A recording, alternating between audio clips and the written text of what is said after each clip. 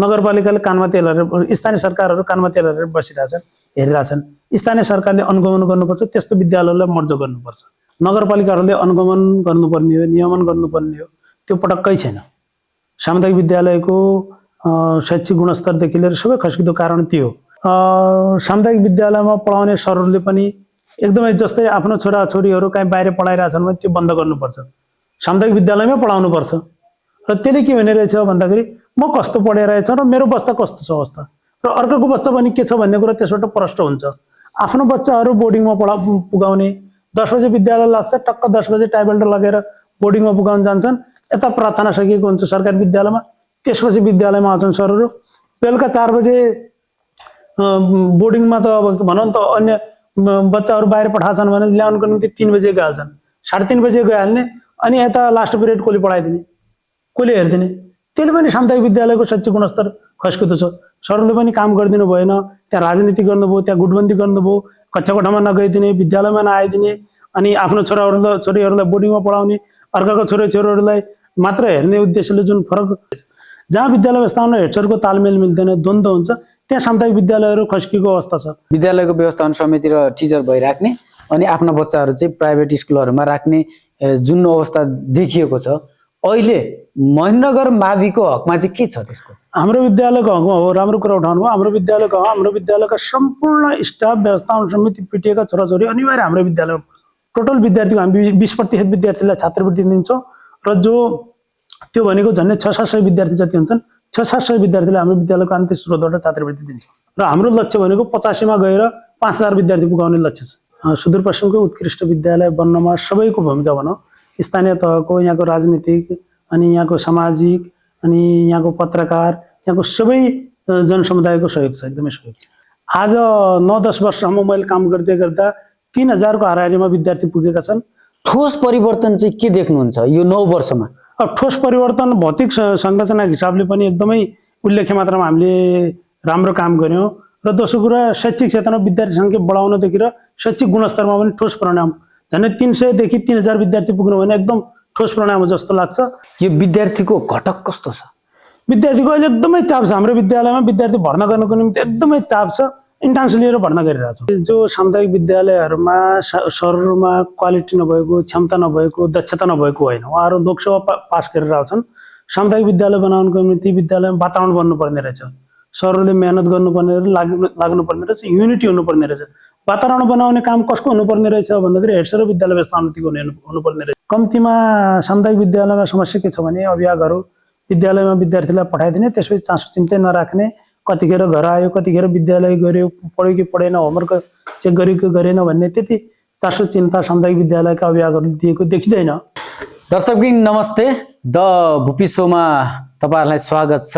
आज हामीसँग महेन्द्रनगर माध्यमिक विद्यालयका व्यवस्थापन समितिका अध्यक्ष वीरेन्द्र विष्ट हामीसित हुनुहुन्छ। उहाँ चाहिँ हामीसँग यो विद्यालयको विषय, शिक्षाको विषय या विद्यालयको गुणस्तरको विषय यावत विषयमा चाहिँ हामी उहाँहरूसँग कुरा गर्नेछौँ। स्वागत छ यहाँलाई। धन्यवाद।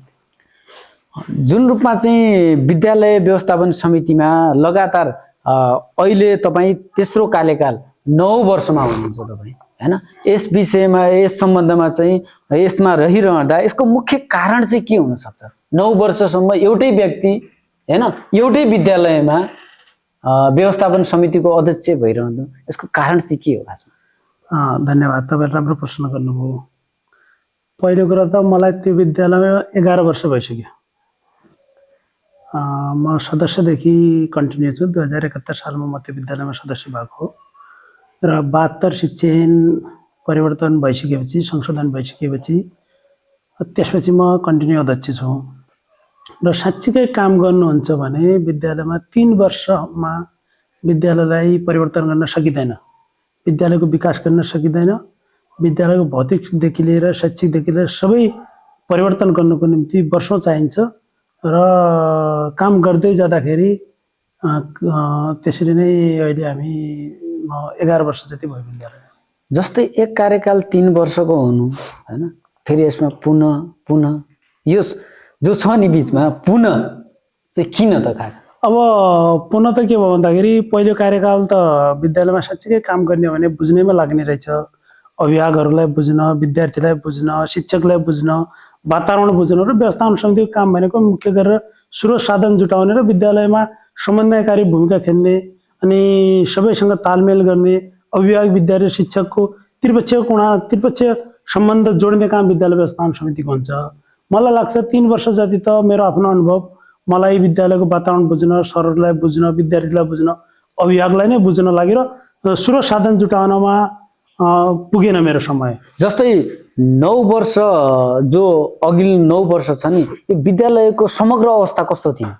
म जानुभन्दा पहिला विद्यालयमा 2071 सालमा 374 जना विद्यार्थी थिए र 374 जनादेखि विद्यार्थीदेखि हामीले सुरुवात गऱ्यौँ। विद्यालय आर्थिक अवस्थामा एकदम घाटामा थियो र निजी स्रोतका 3-4 जना सरहरू थिए। निजी स्रोतका सरहरूलाई तत्कालीन अवस्थामा जो +2 भन्थे हामी 11-12लाई, दरबन्दीको सरहरूको वर्कलोड पुगेको थिएन, उहाँहरूको तलब काटेर निजी स्रोतको सरहरूलाई तलब खुवाएको स्थिति थियो र त्यहाँबाट हामीले सुरुवात गरेर त्यतिखेर हाम्रो झन्डै 12-13 जनाको मात्र स्टाफ थियो। आज 9-10 वर्षसम्म मैले काम गर्दै गर्दा 3000 को हाराहारीमा विद्यार्थी पुगेका छन् र नर्सरीदेखि हामी 12 कक्षामा इन्ट्रान्स लिएर मात्रै विद्यार्थी हामी भर्ना गरिरहेछौँ। झन्डै 100 जना जति शिक्षक स्टाफ कर्मचारीहरूको छन् भनौँ र यसमा विशेष रूपमा मैले के रोकेँ भने विशेष रूपमा खास ठोस परिवर्तन चाहिँ के देख्नुहुन्छ यो 9 वर्षमा? अब ठोस परिवर्तन भौतिक संरचना हिसाबले पनि एकदमै उल्लेख्य मात्रामा हामीले राम्रो काम गर्यौँ र दोस्रो कुरा शैक्षिक क्षेत्रमा विद्यार्थी सङ्ख्या बढाउनदेखि र शैक्षिक गुणस्तरमा पनि ठोस परिणाम। झन्डै 300 देखि 3000 विद्यार्थी पुग्नु भने एकदम ठोस परिणाम हो जस्तो लाग्छ। अनि सुदूरपश्चिमको रिजल्ट पनि हाम्रो पछिल्लो 3-4 वर्ष यता हाम्रो 100% रिजल्ट छ एसईमा भने चाहिँ यो ठोस परिणाम यही हो। यो विद्यार्थीको घटक कस्तो छ? विद्यार्थीको अहिले एकदमै चाप छ। हाम्रो विद्यालयमा विद्यार्थी भर्ना गर्नको निम्ति एकदमै चाप छ। इन्ट्रान्स लिएर भर्ना गरिरहेछौँ। त्यसो भए जुन रूपमा चाहिँ इन्ट्रान्स लिनुपर्ने अवस्था, विद्यार्थीको बढ्दो अवस्था, विद्यालय त हेर्दाखेरि महेन्द्रनगरको मेन सेन्टर सदरमुकाममा चाहिँ विभिन्न सरकारी विद्यालयहरू त छन् नि हैन? यसको अरूमा चाहिँ विद्यार्थी नै नपाउनु अनि यहाँ विद्यार्थी इन्ट्रान्स लिनुपर्ने या अन्त पठाउनु पर्ने अवस्था कसरी सिर्जना भएको जस्तो लाग्छ? अब त्यसमा के भन्दाखेरि जो सामुदायिक विद्यालयहरूमा सरहरूमा क्वालिटी नभएको, क्षमता नभएको, दक्षता नभएको होइन, उहाँहरू लोकसेवा पास गरेर आउँछन्। सामुदायिक विद्यालय बनाउनको निम्ति विद्यालयमा वातावरण बन्नुपर्ने रहेछ, सरहरूले मेहनत गर्नुपर्ने लाग्नुपर्ने रहेछ, युनिटी हुनुपर्ने रहेछ। वातावरण बनाउने काम कसको हुनुपर्ने रहेछ भन्दाखेरि हेड सर र विद्यालय व्यवस्थापनको हुनुपर्ने रहेछ। जहाँ विद्यालय व्यवस्थापन र हेड सरको तालमेल मिल्दैन, द्वन्द्व हुन्छ, त्यहाँ सामुदायिक विद्यालयहरू खस्किएको अवस्था छ। र जहाँ सामुदायिक विद्यालयमा हेड सर र व्यवस्थापन समिति अध्यक्षको तालमेल मिल्ने बित्तिकै हेड सरले एकाडेमिक रुममा हेर्छन्, सबै सरहरू त कोर्डिनेसन गर्छन्। मैले भन्न खोजेँ अन्तत हेड सर र अध्यक्षले मात्र गर्ने होइन तर समन्वयकारी भूमिका हेड सर अध्यक्षको महत्त्वपूर्ण हुन्छ। काम गर्ने भने, खड्ने भनेको, लाग्ने भनेको, कक्षा कोठामा जाने भनेको सरहरू नै, कक्षा शिक्षकको महत्त्वपूर्ण भूमिका हुन्छ। हाम्रो विद्यालयमा व्यवस्थापन समितिले हामीले स्रोत साधन जुटाउनमा लाग्यौँ। विद्यालयलाई आवश्यक पर्ने सम्पूर्ण स्रोत साधन हामीले जुटायौँ र हेड सरले प्रशासनिक रूपमा सही तरिकाले विद्यालय सञ्चालनमा लाग्नुभयो। सरहरू तहगत हाम्रो विभिन्न उपसमिति, तहगत समितिहरू बनाएर हामीले विद्यालय सञ्चालन गरिरहेका छौँ। तहगत समितिका संयोजकहरूले, एकाडेमिक समितिका संयोजकहरूले एकाडेमिकतर्फ हेर्नुभयो। अनि अतिरिक्त सांस्कृतिक, परीक्षा, अनुशासन विभिन्न उपसमितिहरू छन्। उपसमितिका सरले उपसमितिकै कामहरू गर्नुभयो र अन्ततः कक्षा कोठामा पनि सरहरूले एकदमै अहोरात्र खटेर लाग्नुभयो। रिजल्ट राम्रो आउनुभयो। रिजल्ट राम्रो आयो। विद्यार्थीहरूले विद्यालय, अभिभावकहरूले विद्यार्थीप्रति विश्वास गरेर विद्यार्थी सामुदायिक विद्यालयको अवस्था कमजोर हुनु, गुणस्तर खस्किनु या विद्यार्थीको संख्या चाहिँ घट्नुमा चाहिँ मुख्य दोषी भनेको व्यवस्थापन समितिको अध्यक्ष र प्राचार्य नै हो? मलाई लाग्छ मुख्य दोषी त त्यसलाई भन्न मिल्दैन, तर समन्वय गर्ने भनेको, पहल कदमी गर्ने भनेको विद्यालय व्यवस्थापन समितिको अध्यक्ष र हेड सर नै हो। दोस्रो कुरा सरहरूको पनि त्यतिकै महत्त्वपूर्ण भूमिका रहन्छ। अब कोर्डिनेसन गर्दा गर्दै कतै न कता चाहिँ देखिएको छ, सरहरूले पनि काम गरिदिनु भएन, त्यहाँ राजनीति गर्नुभयो, त्यहाँ गुटबन्दी गर्नुभयो, कक्षा कोठामा नगइदिने, विद्यालयमा नआइदिने, अनि आफ्नो छोरीहरूलाई बोर्डिङमा पढाउने, अर्काको छोरीहरूलाई मात्र हेर्ने उद्देश्यले जुन फरक मतभेद गर्यो भने भन्दैन। तर सबैको तालमेल, समन्वय, व्यवस्थापन समिति अध्यक्ष र हेड सरको समन्वयकारी भूमिकामा सबैलाई कोर्डिनेसन गर्न सक्यो भने बन्छ भन्ने हो। अहिले धेरै जसो जुन रूपमा चाहिँ विद्यालयको व्यवस्थापन समिति र टिचर भइराख्ने अनि आफ्ना बच्चाहरू चाहिँ प्राइभेट स्कुलहरूमा राख्ने जुन अवस्था देखिएको छ, अहिले महेन्द्रनगर माविको हकमा चाहिँ के छ त्यसको? हाम्रो विद्यालयको हकमा हो, राम्रो कुरा उठाउनु भयो। हाम्रो विद्यालयको हक, हाम्रो विद्यालयका सम्पूर्ण स्टाफ, व्यवस्थापन समिति, पिटिएका छोराछोरी अनिवार्य हाम्रो विद्यालयमा पढ्छन्, अनिवार्य हाम्रो विद्यालयमा पढ्छन्। त्यसले जनअभिभावकहरूले विश्वास। तपाईँको के छ? मेरो पनि छोरी त्यही पढ्छ। त्यसो भए अनि यसमा अभिभावकको विश्वासको, विद्यालयप्रतिको विश्वास कतिको छ? अभिभावकको विद्यालयप्रतिको एकदम राम्रो छ। किन मैले भनिहालेँ नि त, हाम्रो विद्यालयमा इन्ट्रान्सदेखि लिएर मात्र विद्यार्थी भर्ना हुन्छ भनेपछि अभिभावकको विश्वासै लिएर हामी अहिले इन्ट्रान्समा पुग्यौँ। 300 विद्यार्थीबाट 3000 विद्यार्थी पुगाउन सामान्य कुरा थिएन र अहिले 3000, हाम्रो त लक्ष्य भनेको 5000 पुगाउने हो। तर भौतिक संरचनाको अभावको कारणले जति बनाउँदाखेरि पनि छोटो समयमा अब जति बनाए पनि नपुग्ने रहेछ र प्रत्येक वर्ष विद्यार्थी सङ्ख्या पनि बढिरहेछन्। भौतिक संरचना पनि हामी त्यसरी नै पुगाइरहेछौँ र हाम्रो लक्ष्य भनेको 85 गएर 5000 विद्यार्थी पुगाउने लक्ष्य छ। अब त्यसो भए चाहिँ जुन रूपमा चाहिँ विद्यालयको जुन अवस्था छ नि, अब यसलाई चाहिँ अझै पनि विद्यार्थीहरूको शिक्षामा जो गुणस्तर छ त्यसलाई चाहिँ अझै राम्रो बनाउनुको लागि चाहिँ के गर्न सकिन्छ? अब राम्रो बनाउनको निम्ति हामीले अतिरिक्त कक्षाहरू पनि सञ्चालन गर्छौँ। शैक्षिक सत्रको सुरुवातदेखि नै हामी 9, 10, 8 र आवश्यकतामा तल्लो तहका कक्षाहरू पनि हामीले अतिरिक्त कक्षा सञ्चालन गर्छौँ।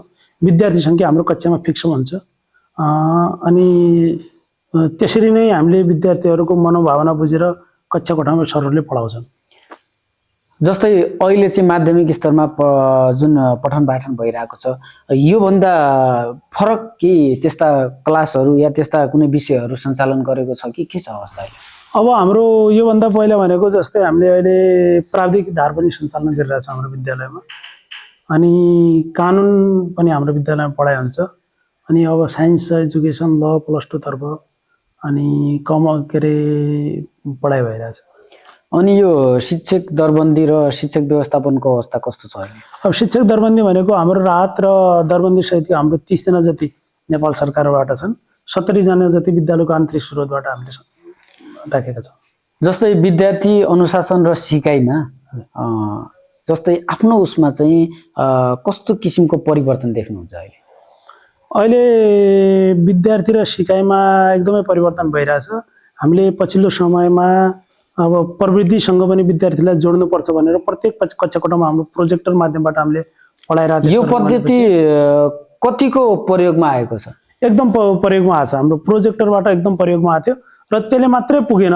हाम्रो 3-4 वर्ष पहिला नै प्रोजेक्टर जोडिसकेका थिए प्रत्येक कक्षा कोठामा।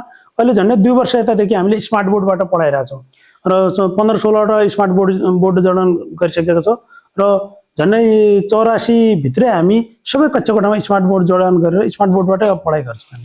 जस्तै अतिरिक्त क्रियाकलापहरूमा जस्तै खेलकुद, सांस्कृतिक कार्यक्रमहरू, साहित्यिक कार्यक्रमहरू जुन हुन्छ नि, विद्यालयको भूमिका यसमा कस्तो देखिन्छ? एकदमै भूमिका हुन्छ। अतिरिक्तदेखि लिएर सांस्कृतिकदेखि लिएर अनि हाम्रो साइन्स एजुकेसनदेखि लिएर सबैमा विद्यार्थी हाम्रो सहभागी हुन्छ र सबैमा काहीँ प्रथम, काहीँ द्वितीय, काहीँ तृतीय भएर पुरस्कार पाउँछ हाम्रो सुदूरपश्चिमभरि नै। र हाम्रो विद्यालय सबै सेक्टरमा अब्बल छ, सबै सेक्टरमा अगाडि छ। यो सरकारी तथा स्थानीय निकायहरूबाट के कतिको सहयोग प्राप्त भएको छ? अब यो विद्यालय यहाँ झन्डै 8-10 वर्षमा यति सुदूरपश्चिमको उत्कृष्ट विद्यालय बन्नमा सबैको भूमिका भनौँ। स्थानीय तहको, यहाँको राजनीतिक, अनि यहाँको सामाजिक, अनि यहाँको पत्रकार, यहाँको सबै जनसमुदायको सहयोग छ, एकदमै सहयोग छ। अनि यसमा चाहिँ जुन रूपमा चाहिँ आर्थिक व्यवस्थापन र पारदर्शितामा समितिले कस्तो अभ्यास गर्दै आएको छ? हाम्रो विद्यालयमा एकदमै आर्थिकमा पारदर्शिता छ। हाम्रो सबै चेक सिस्टमले मात्रै कारोबार हुन्छ हाम्रो, अनि क्यास कारोबार हाम्रो विद्यालयमा हुँदैन। सफ्टवेयर जडान गरेका छौँ, सफ्टवेयर मार्फतै हाम्रो विद्यालयमा कारोबार हुन्छ। जस्तो अहिले पनि विद्यालयमा चुनौती त होला नि, हैन? के कस्ता चुनौतीहरू छन्? कसरी अगाडि बढ्नुभयो? अब विद्यालयमा पहिलो कुरा त दरबन्दीकै चुनौती छ। झन्डै हाम्रो 70 जना निजी स्रोतमा टिचर राख्नु भनेको सबभन्दा चुनौती दरबन्दीको चुनौती हो। आर्थिक अभाव भनौँ र अनि नेपाल सरकारले थोरै मसलन्द दिन्छ, 25-30 हजार रुपियाँ वार्षिक मसलन्द दिन्छ। हाम्रो विद्यालयमा झन्डै 2.5 लाख रुपियाँ जति गर्मीमा बिजुलीको बिल आउँछ भने 25-30 हजार मसलन्दले के काम गर्न सकिन्छ? आर्थिकै आगामी दिनमा पनि यही चुनौतीहरू रहिरहन्छन् कि के हुन्छ यसको? अब यसको लागि यो चुनौती त विद्यालयले समाधान गर्नुभन्दा पनि सरकारले र स्थानीय सरकारले समाधान गर्नुपर्ने। स्थानीय सरकारले अलिकता प्लानिङ गरेर विद्यालयलाई सामुदायिक विद्यालयहरूलाई अगाडि बढाउनको निम्ति प्लानिङ गरिदियो भने यो चुनौतीको अन्त्य हुन्छ। र अब स्थानीय सरकार हामी त विद्यालय भनेको स्थानीय मातहतमा गइसकेपछि स्थानीय सरकारले अब यी चुनौतीहरू विद्यालयको आवश्यकताहरू पूर्ति गर्ने जस्तै दरबन्दीको कुराहरू, भौतिक संरचनाको कुराहरू, मसलन्दको कुराहरू स्थानीय सरकारले परिपूर्ति गर्नुपर्ने। अब विद्यालयले त अभिभावकहरूबाटै आर्थिक सहयोग मागेर विभिन्न दात्री निकायहरूबाट चन्दा मागेर हामी त अगाडि बढिरहेकै छौँ। आगामी दिनमा पनि यसरी नै बढिने हो। तर अन्ततोगत्ता समाधान गर्ने भनेको स्थानीय तहले। जस्तै आगामी दिनमा चाहिँ विद्यार्थीको सङ्ख्या चाहिँ 5000 पुगाउनु भन्नुभएको छ होइन, यो कसरी सम्भव छ त यो सामुदायिक विद्यालयमा? अब विद्यालयले अहिले सबै सरहरूको अहोरात्र खटाएको कारणले र अभिभावकहरूको विश्वासको कारणले विद्यार्थी सङ्ख्या बढ्नमा त कुनै दुई मात्रै छैन, विद्यार्थी सङ्ख्या बढिरहेछन्। र यो भौतिक संरचनाको कुरा हो। भौतिक संरचनाको कुरा पनि हामी विभिन्न दात्री निकायहरूसित धाएर स्थानीय प्रदेश सङ्घसँग धाएर हामी भौतिक संरचना पनि प्रत्येक वर्ष बनिरहेछन्। अब हामी हाम्रो विद्यालय मेगा विद्यालय बनाउने भनेर लागिरहेछौँ र त्यसमा पनि नेपाल सरकारले मलाई लाग्छ 2000 भन्दा बढी विद्यार्थी भएको विद्यालयलाई भौतिक संरचना पनि बनाउने भन्ने 1 वर्ष पहिला सूचना खोलेको त हाम्रो विद्यालय त्यसमा छनौट भइसकेको छ। त्यसमा हामी पहल कदमी गरिरहेछौँ। त्यसमा पनि अब भौतिक संरचना छनौट भयो भने भौतिक संरचनाहरू बन्छन्। भौतिक संरचना बन्यो भने विद्यार्थी 5000 पुग्न कुनै गाह्रो छैन। त्यसको निम्ति विद्यालयले अभिभावकको विश्वास जितिसकेको छ, विद्यार्थी आउँछन्। विद्यालयमा छात्रवृत्तिको अवस्था के छ?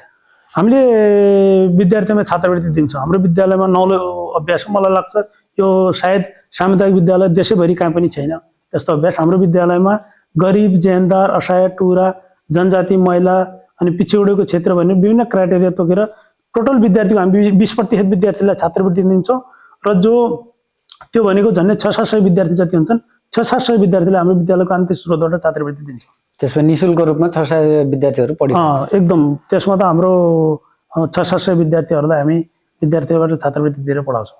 यो जस्तै विद्यालयका विद्यार्थी, अभिभावक र सरकारवालाहरूलाई अब खासमा तपाईँ के सन्देश दिन चाहनुहुन्छ? अब विद्यालयको अहिले पछिल्लो चरणमा समस्या के छ भने सामुदायिक विद्यालय र कुनै बोर्डिङहरूमा जहाँ पनि हो भने अहिले लागु पदार्थ दुर्व्यसनको एकदमै जर्जर अवस्था छ। पहिलो कुरा त अभिभावकहरूले सचेत हुनुपर्ने स्थिति छ। आफ्नो बच्चाहरूलाई कस्तो बनाउने, के गर्ने। कम्तीमा सामुदायिक विद्यालयमा समस्या के छ भने अभिभावकहरू विद्यालयमा विद्यार्थीलाई पठाइदिने, त्यसपछि चासो चिन्तै नराख्ने, कतिखेर घर आयो, कतिखेर विद्यालय गऱ्यो, पढ्यो कि पढेन, होमवर्क चेक गर्यो कि गरेन भन्ने त्यति चासो चिन्ता सामुदायिक विद्यालयका अभिभावकहरूले दिएको देखिँदैन। र पहिलो कुरा अब सामुदायिक विद्यालयको अभिभावकहरूले एकदमै चिन्तित हुनुपर्छ। सामुदायिक विद्यालयमा पढाउने सरहरूको क्षमता कमजोर होइन, लोकसेवाबाट पास गरेर आएका हुन् र सामुदायिक विद्यालयमा पढाउने सरहरूलाई घचघचाउने कुरा अभिभावकको हुनुपर्छ र अभिभावकहरूले विद्यालयमा आउनुपर्छ, आफ्नो बच्चाहरूको बारेमा बुझ्नुपर्छ, लाग्नुपर्छ र कमी कमजोरी छ भने विद्यालय व्यवस्थापन समिति मार्फत हुन्छ कि प्रधानाध्यापक मार्फत हुन्छ कि विद्यालयलाई सचेत गराउनुपर्छ। त्यस विषयमा मैले अब अन्तिममा के जोड्न चाहेँ भनेपछि चाहिँ जुन रूपमा चाहिँ हैन अब अभिभावक या सरकारवालालाई चाहिँ जुन रूपमा सन्देश दिइसक्नुभयो हैन, विशेष रूपमा चाहिँ महेन्द्रनगर महाविद्यालयले चाहिँ साधारण स्कुलले चाहिँ यतिको विद्यार्थी पाउनु या भौतिक संरचनाहरूमा पनि एकदमै फड्को मार्नु हैन, विभिन्न अरू प्राविधिक सब्जेक्टहरू पनि पढाउन सक्नु, त्योभन्दा पहिलेका पुराना स्कुलहरूको विद्यालयहरूको जुन गुणस्तरमा या विद्यार्थीको सङ्ख्या घट्नेमा जुन अवस्था पुगेको छ, विशेष रूपमा चाहिँ त्यो स्कुलका प्राध्यापकदेखि लिएर विद्यालय व्यवस्थापन समितिका व्यक्तिहरूलाई चाहिँ या स्थानीय सरकारलाई चाहिँ जिल्लाभरिकै उसमा चाहिँ तपाईँले के भन्न चाहनुहुन्छ? म के भन्छु भन्दाखेरि पहिलो कुरा त सामुदायिक विद्यालयहरूमा अगाडि बढाउनको निम्ति सरकार निकायले अनुगमन गर्नु पर्थ्यो। यो दुःखको कुरा छ। सरकार निकाय भनेको नगरपालिका अनि जिल्ला शिक्षा, अहिले त जिल्ला समन्वय भइहाल्यो, जिल्लालाई तर्फ नजोडौँ, स्थानीय सरकार मात्रामा विद्यालय गएपछि स्थानीयतिरै जोडौँ। नगरपालिकाहरूले अनुगमन गर्नुपर्ने हो, नियमन गर्नुपर्ने हो, त्यो पटक्कै छैन। सामुदायिक विद्यालयको शैक्षिक गुणस्तरदेखि लिएर सबै खस्किदो कारण त्यो हो। जस्तै नगरपालिकाले या स्थानीय सरकारले अनुगमन गर्यो भन्दाखेरि 2-3 कुरा गर्न सकिन्थ्यो। विद्यालयहरूमा धेरै विद्यार्थीहरूमा अहिले पनि विद्यालयहरूमा विद्यार्थी सङ्ख्या छैनन्, टिचरहरू छन्। धेरै विद्यार्थीमा कस्तो विद्यालयमा कस्तो छ भने विद्यार्थी सङ्ख्या छन्, टिचरै छैनन्, समस्या छ। नगरपालिकाले कानमा तेल हालेर स्थानीय सरकारहरू कानमा तेल हालेर बसिरहेछन् हेरिरहेछन्। स्थानीय सरकारले अनुगमन गर्नुपर्छ, त्यस्तो विद्यालयलाई मर्ज गर्नुपर्छ पहिलो कुरा त। दोस्रो कुरा भनेको सामुदायिक विद्यालयमा पढाउने सरहरूले पनि एकदमै जस्तै आफ्नो छोराछोरीहरू कहीँ बाहिर पढाइरहेछन् भने त्यो बन्द गर्नुपर्छ, सामुदायिक विद्यालयमै पढाउनुपर्छ। र त्यसले के हुने रहेछ भन्दाखेरि म कस्तो पढिरहेछ र मेरो बच्चा कस्तो छ अवस्था र अर्कोको बच्चा पनि के छ भन्ने कुरा त्यसबाट प्रष्ट हुन्छ। आफ्नो बच्चाहरू बोर्डिङमा पुगाउने, 10 बजे विद्यालय लाग्छ, टक्क 10 बजे टाइबेल्ट लगेर बोर्डिङमा पुगाउन जान्छन्, यता प्रार्थना सकिएको हुन्छ सरकारी विद्यालयमा, त्यसपछि विद्यालयमा आउँछन् सरहरू। बेलुका 4 बजे बोर्डिङमा त अब भनौँ त अन्य बच्चाहरू बाहिर पठाएछन् भने ल्याउनको निम्ति 3 बजे गइहाल्छन्, 3:30 बजे गइहाल्ने, अनि यता लास्ट पिरियड कसले पढाइदिने, कसले हेरिदिने? त्यसले पनि सामुदायिक विद्यालयको शैक्षिक गुणस्तर खस्किँदो छ। त्यसकोमा पनि के हो भने सरकारले, स्थानीय सरकारले नै नियन्त्रण गर्ने। स्थानीय सरकारले एउटा मापदण्ड बनाउनु पर्छ कि सरकारी विद्यालयमा पढाउने सरहरूका छोराछोरीहरू अनिवार्य सरकारी स्कुलमा हाल्यो भनेपछि मलाई लाग्छ त्यसले आफै प्रतिस्पर्धा हुने रहेछ। त्यसको उदाहरण हाम्रो विद्यालयमा छ।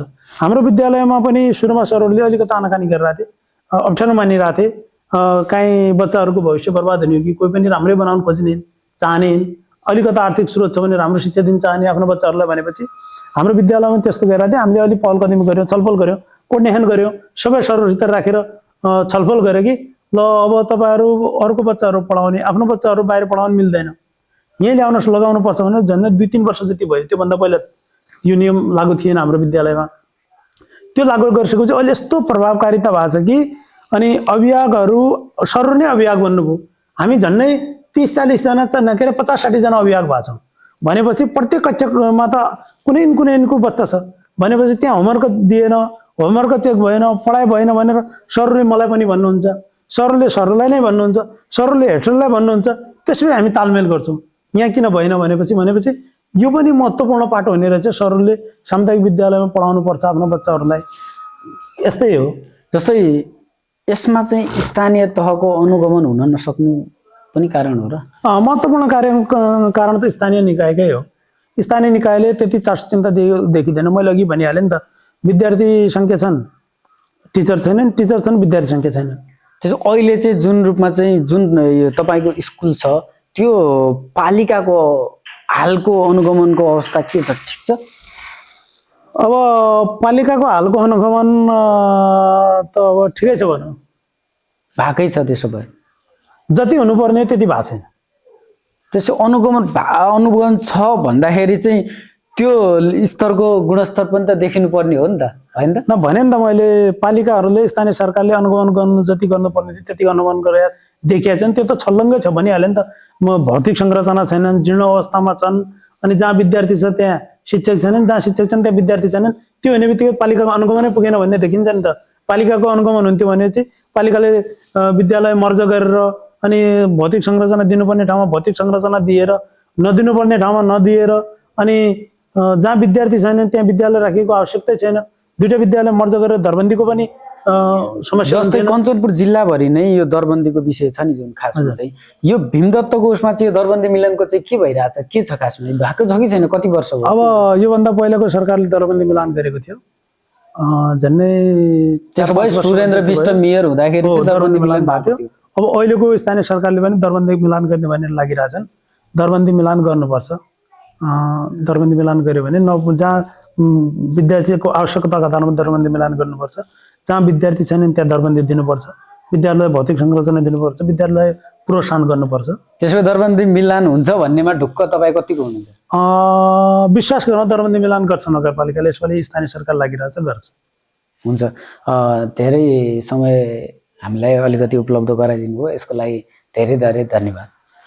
तपाईँलाई पनि धेरै धेरै धन्यवाद, जुन मलाई बोलाएर हाम्रो विद्यालयको बारेमा र सामुदायिक विद्यालयको बारेमा अभिभावकदेखि लिएर श्रोताहरूलाई मेरो आवाज पुगाउने जुन मौका दिनुभयो यसको निम्ति धेरै धेरै धन्यवाद।